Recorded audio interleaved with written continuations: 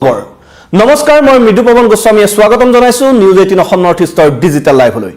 আৰু বিৰোধীৰ যেন ফটা বাহ জোৰা নালাগিবই তেনে এক পৰিস্থিতিয়ে সূচনা হৈছে ৰাজ্যত আৰু ইয়াৰ বাবে যেন এইবাৰ পুনপটীয়াকৈ জগৰীয়া হোৱা বুলি চৰ্চাত পুনৰ আঙুলি উঠিছে কংগ্ৰেছলৈ বিশেষকৈ আমি খেহতিয়াকৈ দেখিছিলো যে গৌৰৱ গগৈক বিৰোধীৰ মিত্ৰতাৰ আলোচনাৰ দায়িত্বৰ পৰা এক প্ৰকাৰ আতৰাইছিল এআইচিচিয়ে আৰু সেই আলোচনাৰ দায়িত্ব দিয়া হৈছিল প্ৰাক্তন প্ৰদেশ কংগ্ৰেছৰ সভাপতি ভূপেন বৰাক কিন্তু ভূপেন বৰাক সেই দায়িত্ব দিয়াৰ পিছতে পুনৰ কংগ্ৰেছত এক অন্তকলহ আৰম্ভ হৈ গল আৰু এইবাৰ হে ভূপেন বৰা আৰু ৰকিবুল হুছেইনৰ খোৱা কামৰাত যেন পুনৰ স্থবিৰ হৈ পৰিছে বিৰোধীৰ মিত্ৰতাৰ সন্দৰ্ভত আলোচনা ইটোৰ পিছত হিটো মিত্ৰদলে খৰটকীয়াকৈ মিত্ৰতা চূড়ান্ত কৰা আসন ভাগ বতৰা চূড়ান্ত কৰাৰ বাবে আহ্বান জনাই আহিছে বিগ ব্ৰাদাৰ কংগ্ৰেছক কিন্তু তেনে সময়তে এতিয়া দেখিবলৈ পোৱা গৈছে যে কংগ্ৰেছৰ জ্যেষ্ঠ নেতা কেইজনৰ মাজতে যি খোৱা কামৰা ক্ষমতাক লৈ খোৱা কামৰা তাৰ ফলত এই বিৰোধীৰ মিত্ৰতাৰ আলোচনায় এক প্ৰকাৰ এতিয়া অনিশ্চয়তাত আছেগৈ আৰু খেহতিয়াকৈ গৌৰৱ গগৈক এআইচিচিয়ে যেহেতু এই মিত্ৰতাৰ আলোচনাৰ পৰা আতৰাইছিল মিত্ৰতাৰ আলোচনাৰ পৰা আতৰোৱাৰ পিছত ভূপেন কুমাৰ বৰাক যেতিয়া দায়িত্ব দিয়া হ'ল আৰু সেই দায়িত্ব লাভৰ পিছতে এতিয়া ভূপেন কুমাৰ বৰাই ৰাইজৰ দলৰ সৈতে যোগাযোগ কৰিছিল আৰু আজি ভূপেন কুমাৰ বৰাৰ সৈতে ৰাইজৰ দলৰ সভাপতি অখিল গগৈৰ মিত্ৰতাৰ সন্দৰ্ভত আলোচনা হোৱাৰ কথা আছিল কিন্তু ভূপেন বৰাক দায়িত্ব দিয়াৰ লগে লগে এক প্ৰকাৰ অসন্তুষ্ট হৈ পৰিল ৰকিবুল হুছেইন আমাৰ হাতৰ পৰা তথ্য অনুসৰি এক দলীয় সূত্ৰৰ মতে যে ৰকিবুল হুছেইন তীব্ৰ অসন্তুষ্ট হৈ পৰিল আৰু ৰকিবুল হুছেইনেই নহয় অকলে ভূপেন বৰাক দায়িত্ব দিয়াত এক প্ৰকাৰ অসন্তুষ্টি প্ৰকাশ কৰিলে গৌৰৱ গগৈও আৰু এই আলোচনাৰ দায়িত্ব দুজন নেতাক দিয়াৰ পোষকতা কৰিলে আৰু তাৰ পিছতেই ভূপেন বৰাৰ লগতে আলোচনাৰ বাবে বিৰোধীৰ আলোচনাৰ বাবে তাত এন্ট্ৰি ঘটিল ৰকিবুল হুছেইনৰ কিন্তু চৰ্চামতে ৰকিবুল হুছেইন আৰু ভূপেন বৰাৰ ভিতৰি অহিনকুল সম্পৰ্ক দুইজন নেতাৰ মাজত এক প্ৰকাৰ মাতবোলেই নাই তেনেস্থলত এই দুজন নেতাই মিত্ৰতাৰ আলোচনা কেনেদৰে আগবঢ়াই নিব সেইটোৱে হৈ পৰিছে এই মুহূৰ্তত জটিল প্ৰশ্ন আৰু তাৰ বাবে এতিয়া চৰ্চালৈ আহিছে যে ৰকিবুল হুছেইনে ভূপেন বৰাৰ যি ক্ষমতা সেই ক্ষমতা কৰ্তনৰ বাবে উঠি পৰি লাগিছে আৰু ভূপেন বৰাই যেতিয়া দায়িত্ব লাভ কৰাটো নিশ্চিত হৈছিল লগে লগে ৰাইজৰ দলৰ সৈতেও যোগাযোগ কৰিছিল লগে লগে অসম জাতীয় পৰিষদৰ সৈতেও যোগাযোগ কৰিছিল আৰু এক প্ৰকাৰ ভূপেন বৰাই আজি ৰাইজৰ দলৰ সৈতে লখিমপুৰত বৈঠক চূড়ান্ত কৰাৰ সমান্তৰালকৈ কাইলৈ শনিবাৰে অসম জাতীয় পৰিষদৰ সৈতে মিত্ৰতাৰ সন্দৰ্ভত আলোচনাৰ বাবে বৈঠক এক প্ৰকাৰ আহ্বান কৰিছিল কিন্তু তাৰ মাজতে হঠাৎ যেতিয়া এই সমগ্ৰ প্ৰেক্ষাপটত ৰকিবুল হুছেইনৰ প্ৰৱেশ ঘটিল তাৰ পিছতে এই সমগ্ৰ প্ৰক্ৰিয়াত এতিয়া আউল লাগিছে আৰু চৰ্চা অনুসৰি ভূপেন বৰাৰ ক্ষমতা কৰ্তনৰ বাবে এই বিৰোধীৰ যি মিত্ৰতাৰ আলোচনা সেই আলোচনা দিল্লীত হোৱাৰ পোষকতা কৰিছে ৰকিবুল হুছেইনে আৰু তাক লৈ এতিয়া দলৰ মাজতে তেওঁলোকৰ খোৱা কামৰা চলি আছে যি কাৰণে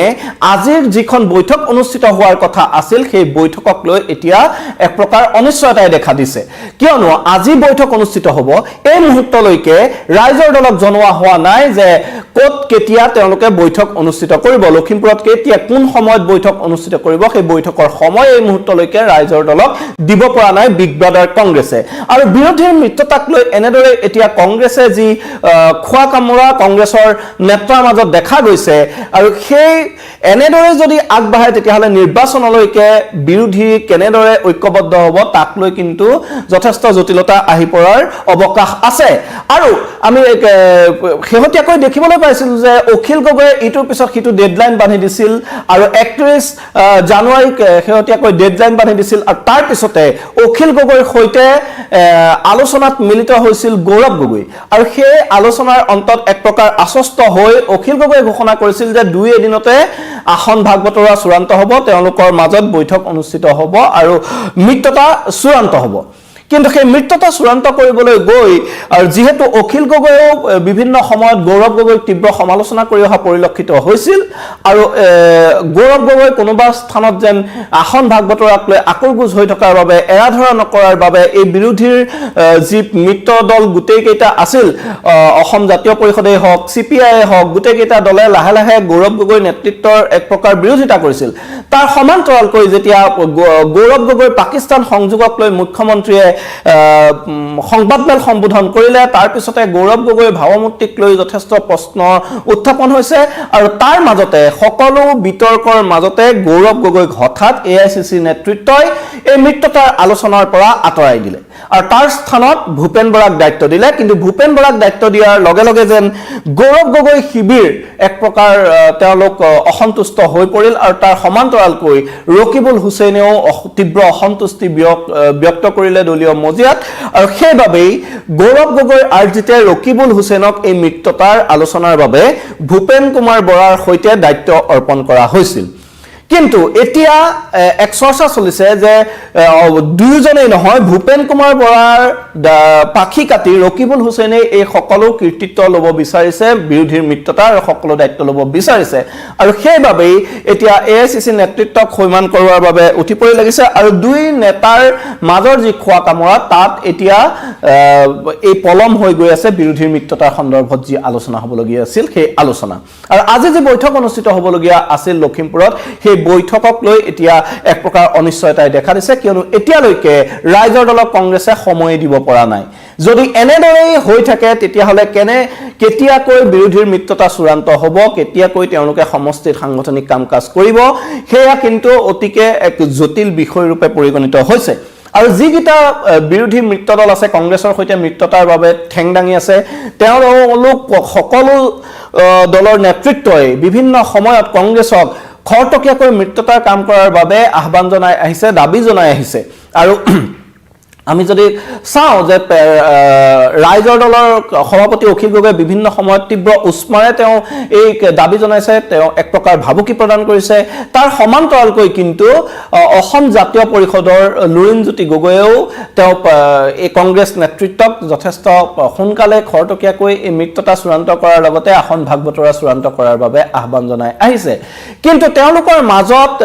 যি আসন ভাগ বতৰাৰ অংক আছে তাৰ উত্তৰ ওলোৱাৰ পূৰ্বেই এতিয়া কংগ্ৰেছত যেন ডাঙৰ যুঁজখন হৈছে যে কোনে নেতৃত্ব ল'ব বিৰোধীৰ মিত্ৰতাৰ সেই বিৰোধীৰ মিত্ৰতাৰ কৃতিত্ব কোনে পাব তাৰ বাবে যি নেতাৰ মাজত খোৱা কামৰা আৰম্ভ হৈছে যুঁজ আৰম্ভ হৈছে সেই যুঁজখনে এতিয়া বহুদূৰ পিছুৱাই নিছে বিৰোধীৰ মিত্ৰতাক আৰু তাৰে এক জ্বলন্ত উদাহৰণ ৰূপে পৰিগণিত হৈছে যে আজি যিখন বৈঠক অনুষ্ঠিত হোৱাৰ কথা আছিল সেই বৈঠকখন এক প্ৰকাৰ অনিশ্চয়তাত সোমাই পৰিছে সেই বৈঠকখন অনুষ্ঠিত হোৱাৰ সম্ভাৱনা নাইকিয়া হৈ আহিছে কিয়নো আজিৰ বৈঠকৰ বাবে এতিয়ালৈকে কংগ্ৰেছে ৰাইজৰ দলক কোনো ধৰণৰ সময় দিব পৰা নাই তাৰ সমান্তৰালকৈ অসম জাতীয় পৰিষদৰ সৈতে কাইলৈ বৈঠক অনুষ্ঠিত হোৱাৰ কথা আছিল ভূপেন বৰাই ফোন যোগে জনাইছিল তেওঁলোকক কিন্তু সেই বৈঠক ভূপেন বৰাই যি সময় দিছিল ভূপেন বৰাই যি তাৰিখ দিছিল সেই তাৰিখত সেই বৈঠক অনুষ্ঠিত হোৱাৰ সম্ভাৱনা এই মুহূৰ্তত জটিল হৈ পৰিছে আৰু এনেদৰে যদি থাকে বিগবাদৰ কংগ্ৰেছৰ এই খোৱা কামৰা যদি অব্যাহত থাকে তেতিয়াহ'লে এক প্ৰকাৰ বিৰোধীয়ে বিজেপিক যেন 26ত ৱাক ওভাৰ দিয়াৰ দৰে হ'ব সেই কথাও কিন্তু নিশ্চিত কিয়নো নিৰ্বাচনলৈ মাত্ৰ কেইটামান দিন আজি দেশৰ মুখ্য নিৰ্বাচন আয়োগ অসমলৈ আহিব তেওঁ বিভিন্ন দল সংগঠনসমূহৰ সৈতে তেওঁলোকে বৈঠকত মিলিত হ'ব তাৰ পিছত তেওঁলোকে সংবাদমেলো সম্বোধন কৰিব আৰু নিৰ্বাচন আয়োগ অসমলৈ অহাৰ পিছতে তেওঁলোক যাব পশ্চিম বংগলৈ আৰু পশ্চিম বংগতো তেনেদৰে দল সংগঠনৰ সৈতে আলোচনা কৰাৰ পিছত এই ফেব্ৰুৱাৰী মাহৰ শেষৰটো সপ্তাহতে নিৰ্বাচনৰ দিন ঘোষণা হোৱাৰেই এতিয়া সম্ভাৱনা প্ৰবল আৰু তেনেস্থলত যদি কংগ্ৰেছ বা বিৰোধী আন দলসমূহে কোনটো সমষ্টিত তেওঁলোকে নিৰ্বাচনত অৱতীৰ্ণ হ'ব সেই কথা যদি তেওঁলোকে এতিয়ালৈকে চূড়ান্ত কৰিব নোৱাৰে তেতিয়াহ'লে তাত কেনেদৰে তেওঁলোকে সংগঠন কৰিব তাত কেনেদৰে তেওঁলোকে চলাব যেহেতু এতিয়া পৃথকে কোনোটো সমষ্টিত বিশেষকৈ যদি আমি চাওঁ সংখ্যালঘু প্ৰধান যিকেইটা সমষ্টি আছে সেইকেইটা সমষ্টিত ৰাইজৰ দলেও তেওঁলোকৰ নিজৰ সাংগঠনিক কাম কাজ চলাই আছে তাৰ সমান্তৰালকৈ কংগ্ৰেছেও নিজৰ সাংগঠনিক কাম কাজ চলাই আছে আৰু কোনো কেইবাটাও সমষ্টিত অসম জাতীয় পৰিষদেও সাংগঠনিক কাম কাজ চলাই আছে সকলোৱে নিজৰ কাম তাত অব্যাহত ৰাখিছে কিন্তু তেনেস্থলত ৰাইজ এক প্ৰকাৰ বিভ্ৰান্ত হোৱাৰ সম্ভাৱনাই প্ৰবল যে তেওঁলোকে কাৰ লগত থাকিব যদি তেওঁলোকে বিচাৰে যে বিৰোধীৰ হৈ তেওঁলোকে ভোট দিব, বিৰোধীকে তেওঁলোকে এইবাৰ জয়যুক্ত কৰাব বিচাৰে, তেতিয়াহ'লে তেওঁলোকে কাৰ লগত এতিয়া থিয় দিব, তাক লৈ ৰাইজো বিভ্ৰান্ত হোৱাৰ এক প্ৰকাৰ পৰিস্থিতি এতিয়া সূচনা হৈছে। কিয়নো প্ৰতিটো বিৰোধী দলে পৃথকে পৃথকে এতিয়াও বহুকেইটা সমষ্টিত তেওঁলোকে কুচকাৱাজ অব্যাহত ৰাখিছে আৰু তাৰ মাজতে আমি দেখিবলৈ পাইছোঁ যে বহুকেইটা সমষ্টিক লৈ মুকলি এক প্ৰকাৰ সংঘাত ইতিমধ্যে আৰম্ভ হৈ গৈছে বিৰোধী দলসমূহৰ মাজত। কিন্তু সেই সংঘাত তেওঁলোকৰ মৰিখনৰ বাবে যি আলোচনা হ'ব লাগিছিল, যি বৈঠক হ'ব লাগিছিল, সেই বৈঠক এতিয়া কেতিয়াকৈ অনুষ্ঠিত হ'ব, তাক লৈ যদি বিগ ব্ৰাদাৰ কংগ্ৰেছে এনেদৰে অৰিয়া-অৰি কৰি থাকে নিজৰ মাজতে, তেতিয়াহ'লে যে বিৰোধীৰ মিত্ৰতা এতিয়া সুদূৰ পৰাহত, সেই কথা কিন্তু এক প্ৰকাৰ নিশ্চিত। এই মুহূৰ্তত মই মৃদু পৱনে বিদায়